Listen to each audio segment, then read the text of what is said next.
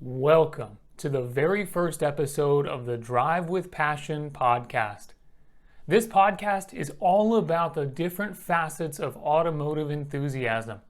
And in this very first episode, we're going to talk about how you can improve your skills as a driver by getting into racing.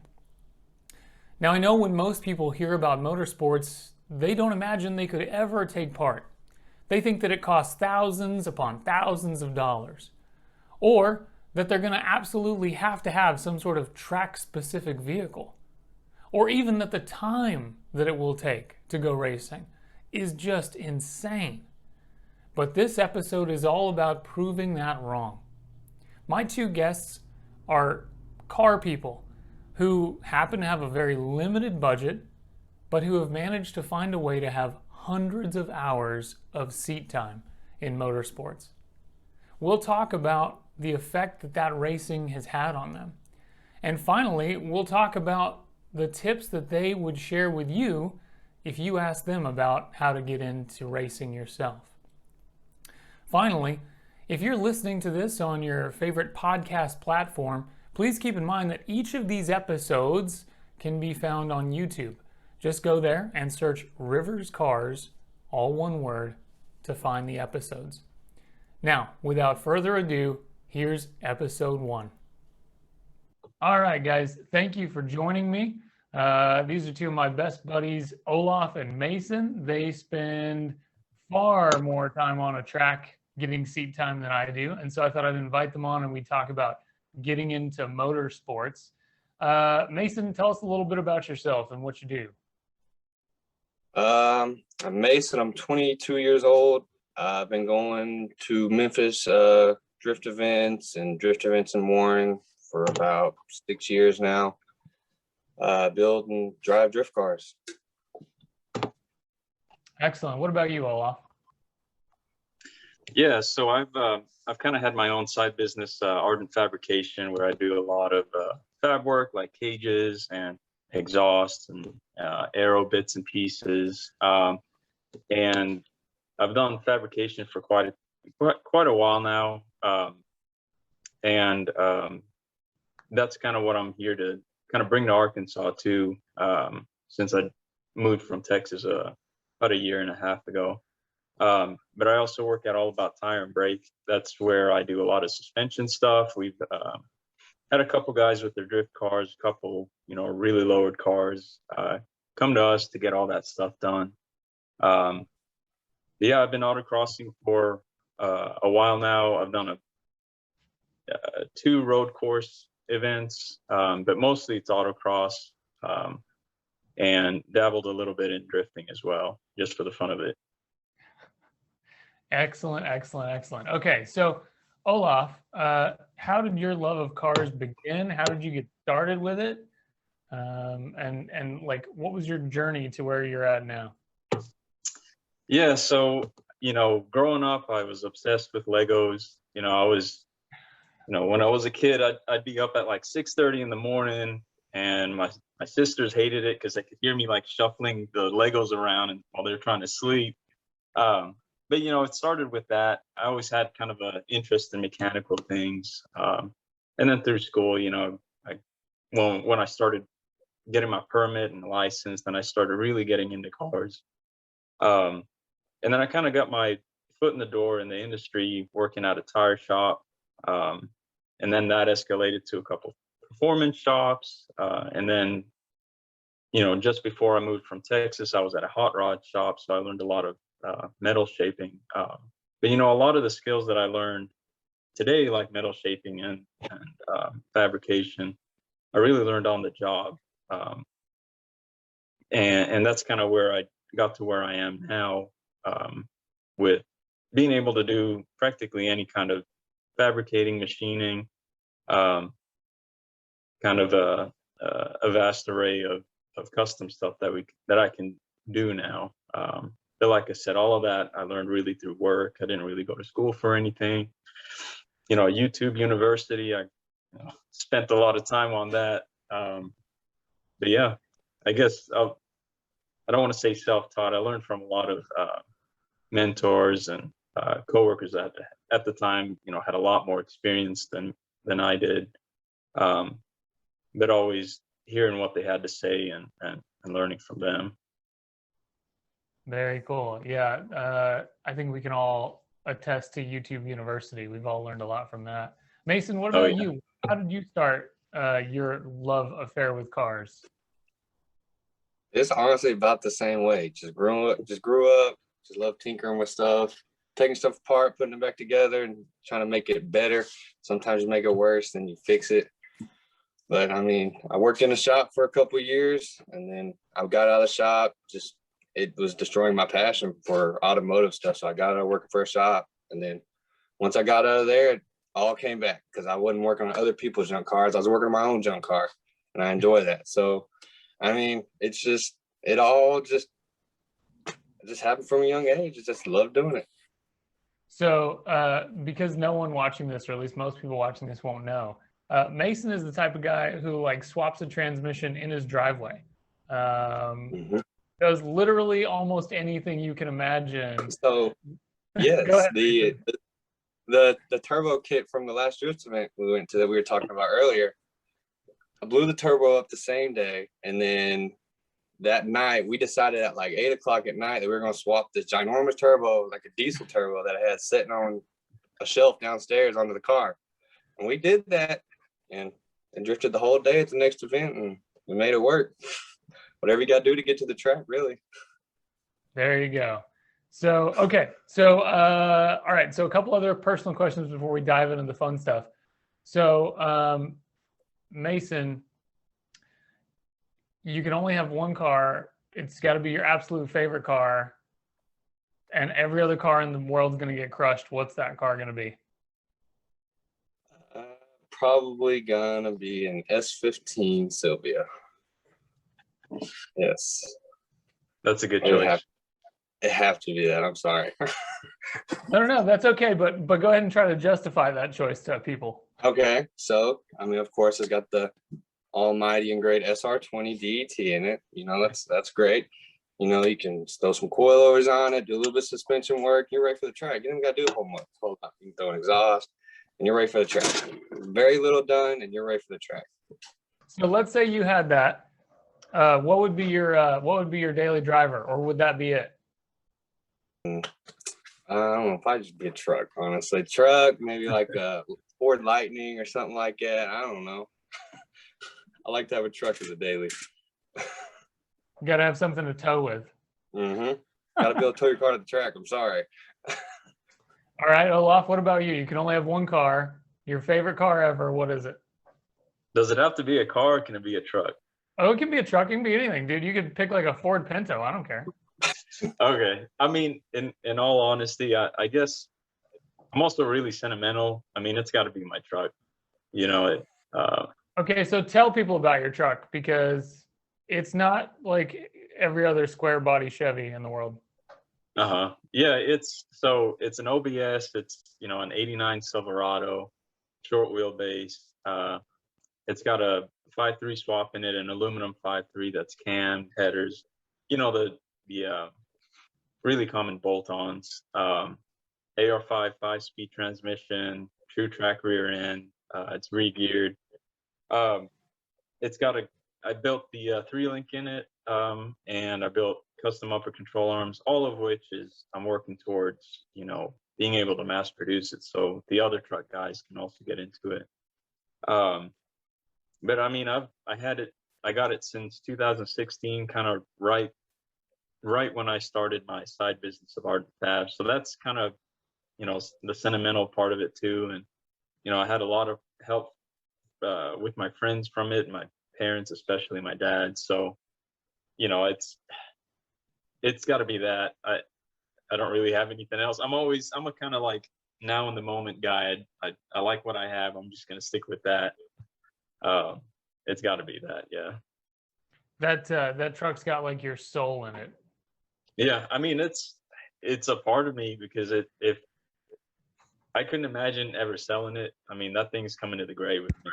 If not, I'm, you know, maybe give it to my nephews to finish building, but you know, I ain't getting rid of it. There's no need to. I like it too much. So I would imagine that would be your daily too then. I did daily it Pretty for a much is long your time. You know, if I had to pick another daily, I'd probably get, you know, like a 99 to 06 Tahoe 4-wheel drive, you know, the something like that. I personally think those were like GM's kind of best era, because it still had all the modern stuff, but it didn't have all like the crazy stuff that all the trucks and SUVs kind of have issues with now. Because it was just kind of like the bare bones essential, and it worked, and they lasted 500,000 miles. And like that silly magnetic suspension and the LED taillights that burn out in like a year. who needs that, you know? Okay, all right. So essentially, good choices there, I think. But ultimately, I wanted to talk about getting into motorsports because both of you have done exactly that. And I think when most people think of motorsports, they think, you know, that's for the ultra wealthy. You know, that's for people with way more money than sense. Like, there's no way I could ever do that. So what about you guys? Before you began racing or drifting, what barriers did you think existed before you had ever been to maybe your first event as a participant? What do you think, Mason? I mean, honestly, probably not thinking you're going to be good enough. You might have people think, or you might be thinking, oh, these people are going to make fun of me because, oh, I spun out in a turn, or you might not think you have the right equipment. I mean, Good answer. What about you, Olaf? Man, I've got to agree completely with that. I think the biggest thing, just like you said, you know, there's a lot of like, man, it's what if I'm not good enough? I've never done this before. Are people going to judge me?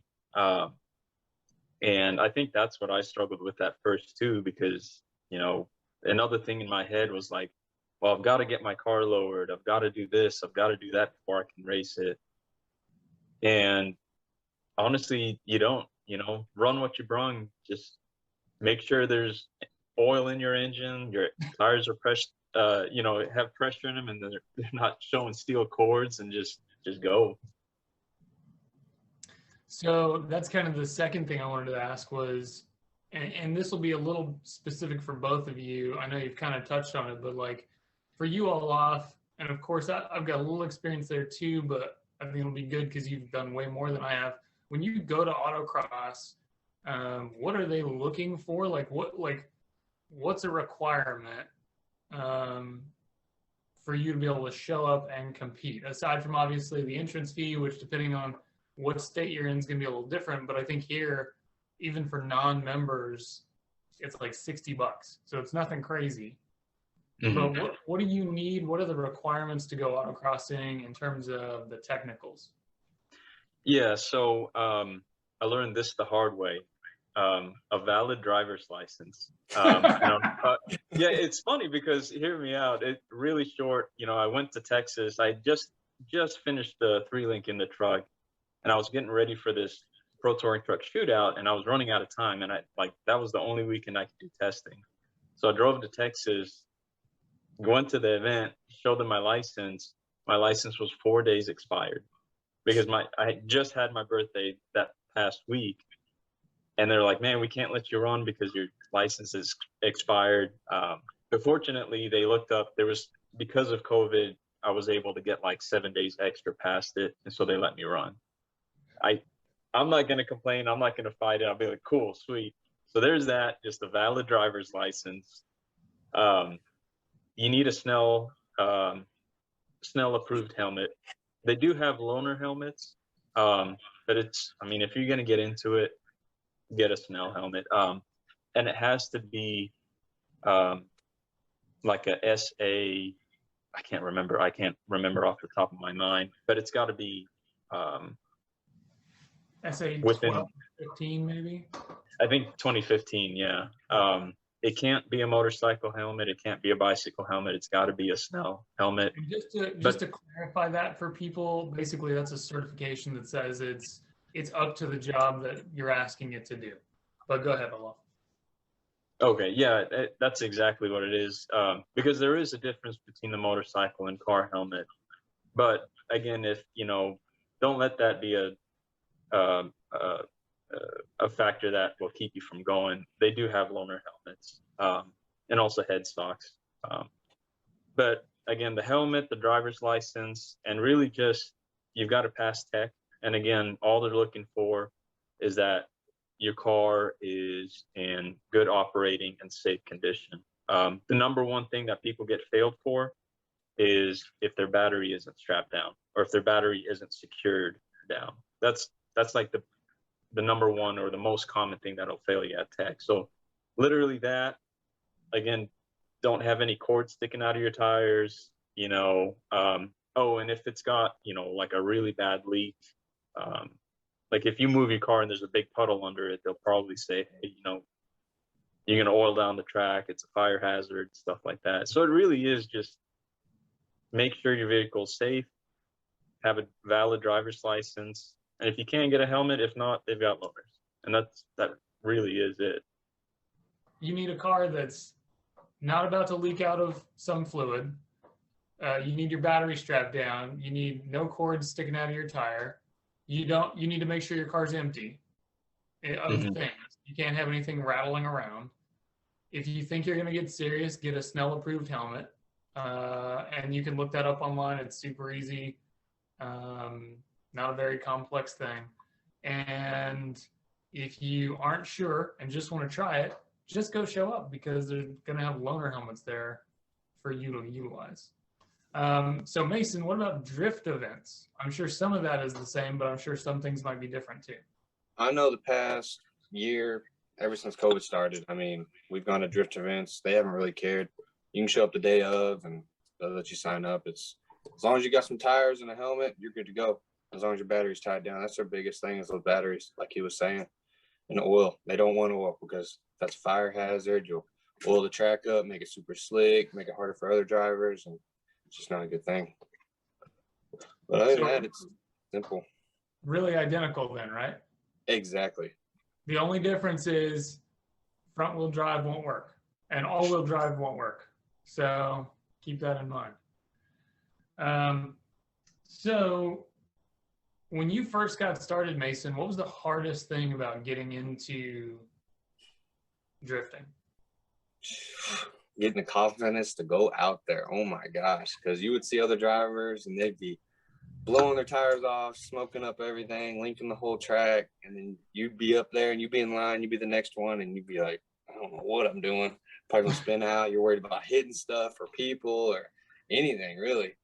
I mean, and honestly, trying to get tired just to get out there when you're first starting out.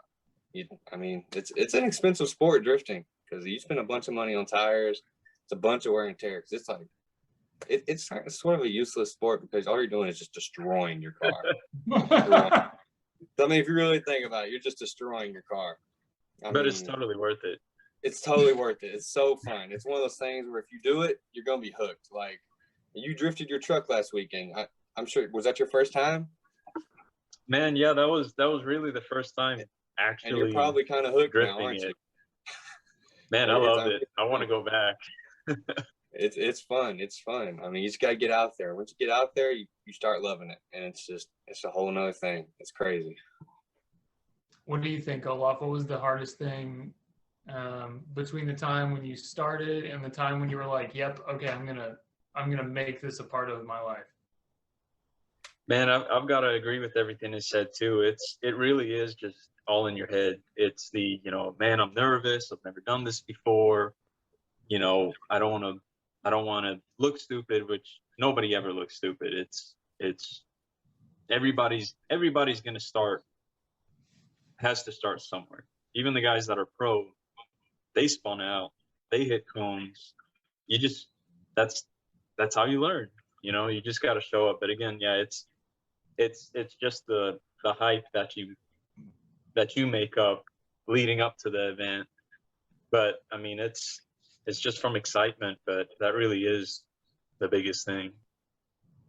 So how about now? What's the hardest thing now? The hardest thing now that I'm a lot more familiar with it, I think it's the tuning aspect of it. with autocross, you really have just a pretty limited amount of runs. But that's kind of the fun of it, because you've got to make it count. So one of the things you've got to try stuff around. So make an adjustment to your suspension or whatnot. You know, if you knocked off 2 seconds, great. If you added 2 seconds, okay, that didn't work, so let's try the other thing. And so it's a lot of that, because one of my favorite sayings when it comes to autocross, and I have a couple, but in this instance, the saying is, what feels fast isn't always fast, and what is fast doesn't always feel fast. And so that's kind of the balancing aspect of like, okay, the car felt better, but was it actually faster? And so there's a challenge in that, because it's, you know, we're talking tenths, hundreds, thousandths of a seconds of a difference. And that's the challenging part, at least for where I'm at now with how long I've done it. But I think that's probably the biggest thing currently that I have to deal with. Gotcha. What about you, Mason? What do you think the hardest thing that you're dealing with now is? Just trying to get better every single event. I mean, getting better every event, just trying to make it to every event, make sure the car is ready for every event is a huge task, because you're having to go over your suspension, you're having to go over your engine, make sure your engine's ready for it. I mean, it's a lot of work, but I mean, it's not too bad, honestly. So tell us about the last event where you were fixing a turbo the night before, or the morning of. Okay, so the day before the event, that morning, I blew my turbo up because my feed line somehow got clogged or something. I don't know what happened. So it blew the turbo up, and then I had a big diesel turbo downstairs, and I was like, well, we can throw this on. I was debating it, and then my buddies came over, and they're like, just throw it on there. Let's just go. Let's get it on there, and we'll go to the event. I was like, all right. So we started working on it at like 8 p.m. and we didn't finish till like 2 a.m. So we didn't even build an exhaust for it. We just took the exhaust and went straight out the hood with it, and it worked. I mean, whatever gets you to the event. Very nice. I remember seeing that, because we were at the opposite ends of the paddock, and we didn't really get to cross paths, but I did see, you know, the exhaust sticking out of the hood. Or you didn't even have a hood on, did you? No, I had no hood. Yeah, that's right. No, I just remember seeing it. I was like, okay, that's cool. So essentially what we're talking about here is the barrier to entry is almost nothing. Right? Exactly. Mm-hmm. It's almost nothing. It's taking the time to sign up. It's having a car that's not falling apart. And that's it. You can show up and start practicing these things and getting better behind the wheel. So that kind of leads me to my next question. Mason, how much better are you of a driver today than you were before you started this? I'm a ton better. Oh my gosh. I'm not trying to brag on myself, but if you had to compare me from, say, this last event to my very first one, it's night and day difference. I'm to where the point now where I have people come up to me asking me what they can do when they're driving to improve whenever they're going around the track. I mean, all you gotta do is just get out there, and you'll get good at it eventually. It just takes time. How much of that do you think translates to when you're driving on public roads? Probably quite a bit, honestly. I mean, if you're in the rain, say your back end slips out from behind you, you know how to do it because you can drift. You just counter steer and you're good. Or say somebody slams on the brakes in front of you, you can slow down quicker, or you know how to react faster. You know what to do in sticky situations because you're used to going 40, 60 miles an hour sideways because you've had to do that because you've been drifting. Yeah, good deal. So Olaf, what about you? You know, between the time when you started doing this to now, what kind of improvements do you think you've made as a driver? Compared to where I was when I first started and where I'm at now, definitely, you know, looking ahead has helped a bunch. But I really do feel like I am a whole lot better. I mean, that's just the natural path of when you invest your time and your energy and you put your butt in that seat and your hands on the steering wheel and you show up. you know, that you're only going to get better. You know, you never really go backwards. Even if you do go backwards, it's because you tried something different, which you really should try new things all the time. Because you never know, okay, this seems counterintuitive, but it actually made me a whole lot quicker. All right, so now I'm on to something. So I think it's helped me in you know, I've gotten better in that. I'm not afraid to try different things, and to see how I can apply that not only to autocross, but drifting, but a whole other bunch of aspects of driving, even just regular everyday driving. That seat time at autocross, how has that impacted you as just an everyday driver on public roads? It's impacted me in a lot of ways, especially anticipating for things. I guess really being a defensive driver, but just, you know, one thing in autocross is you might be doing an element like a chicane or a slalom, but you really got it, like the element that you're in that moment, you've actually got to look past that. You're already looking at the next element as you're doing the one element you're in. So you're always looking ahead. And I think that was the biggest thing that helped me become a better and safer driver on the road, because now I'm looking so far ahead that I'm really anticipating anything. And so that kind of gives me a whole lot more extra time to react to something, whether, you know, somebody cuts me off or somebody does something or an animal runs across the road. Just looking ahead and being aware of your surroundings, that's what it's really helped me with. Instead of just focusing dead ahead, it's helped me be aware of my entire surroundings. Excellent. So, so I'll ask this question of you as well, Olaf. You know, aside from just the practical benefits of becoming a better driver, are there other benefits that you've come across, you know, spending all this time at autocross events, learning to do all this stuff, spending time with these individuals? Like, are there other benefits you've picked up on? Yeah, I did want to touch upon the community. So, you know, when it comes to, and this kind of ties into your questions before about getting into it, the community is so, for lack of better words, just overall good. You know, you show up there, whether it's a veteran that's been doing it for decades, since like the 80s, or it's somebody that's been there a year or even less, or even somebody that's their first event too.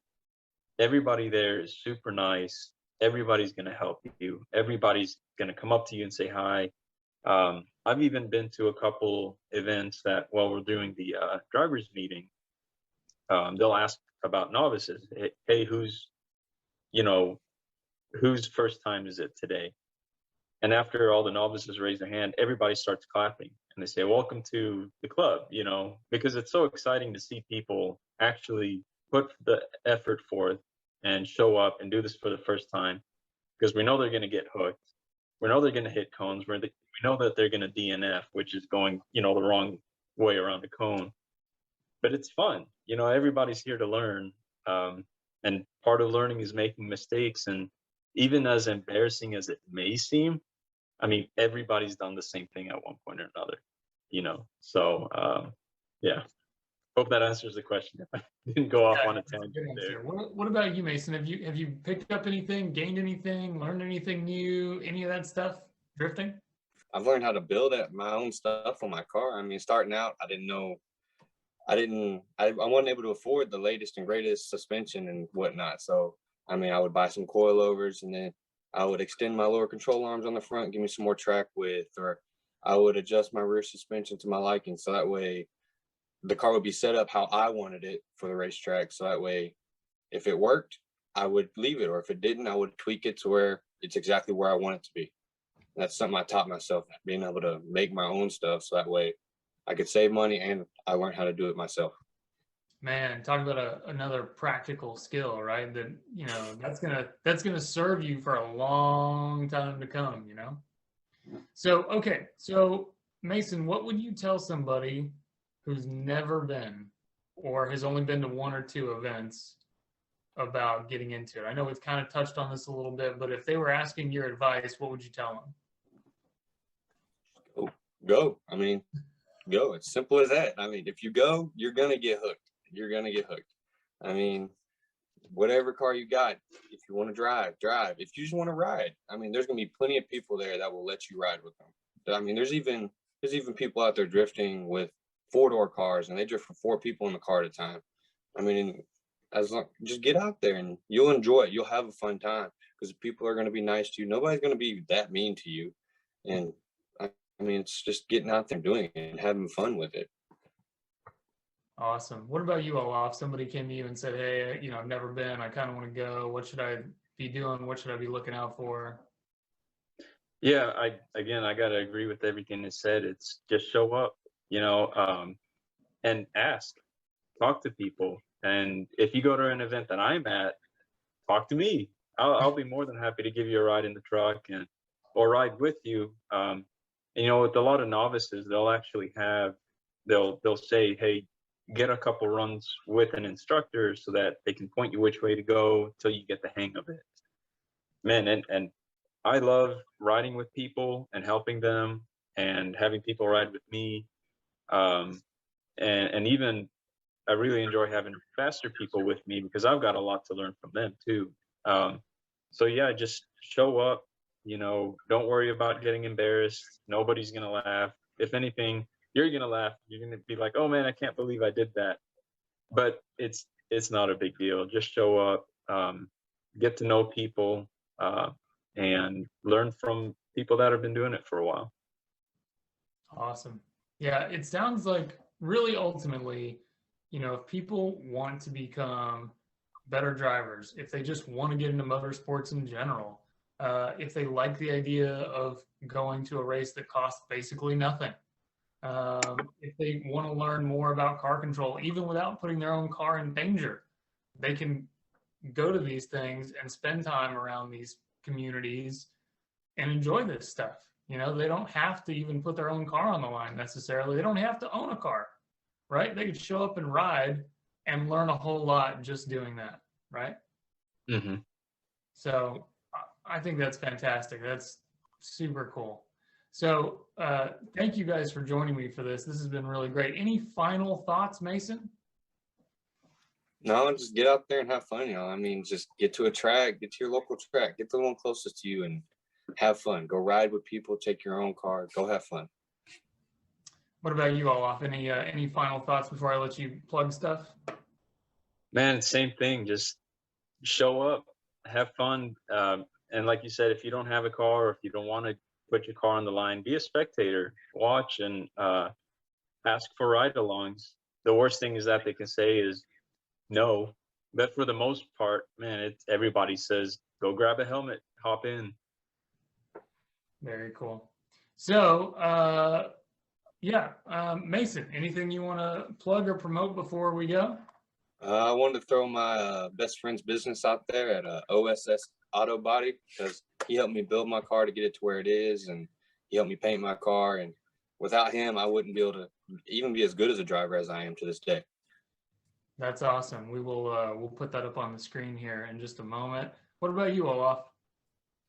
I've also got to give a lot of thanks to where I'm working at now, All About Tire and Brake, and I'm at the Cantrell store. But man, Michael, especially the owner, has helped me a lot with the truck, getting the truck where it's at now, and also being able to use, the alignment machine and everything else that we have at our disposal there. And I don't know if I'd mentioned this earlier or not, but, we do race alignments. I know a lot of shops, as soon as the car's lowered or they have aftermarket parts on it and it's outside of OEM specs, they're like, nope, can't touch it. But, we specialize in that. We'll put your car up on the rack, whether it's a drift car, track car, lifted truck. We do anything and everything, especially with alignments and stuff like that. Good deal. And then your business is? My fabrication business is Ardent Fabrication. And so that's, like I mentioned before, I did metal shaping. I do roll cages, exhausts, anything and everything that requires metal, welding, stuff like that. Awesome. Well, thank you guys for both being here. This has been a blast. It's always fun talking cars with you guys. And hopefully, I probably won't ever be at a drift event, but hopefully I'll be back at Autocross fairly soon. Man, come on over. So, that's episode 1. I hope you enjoyed it. Episode 2 will be all about automotive photography. We're going to speak with a professional automotive photographer and learn his tips and tricks on how to get the best shots possible when it's time to take pictures of your vehicle. We're going to learn about little details that only professionals think about. I hope you've enjoyed this episode. Please check out more of my work at riverscars.com, and I hope you'll join us for the next one. Have a good day.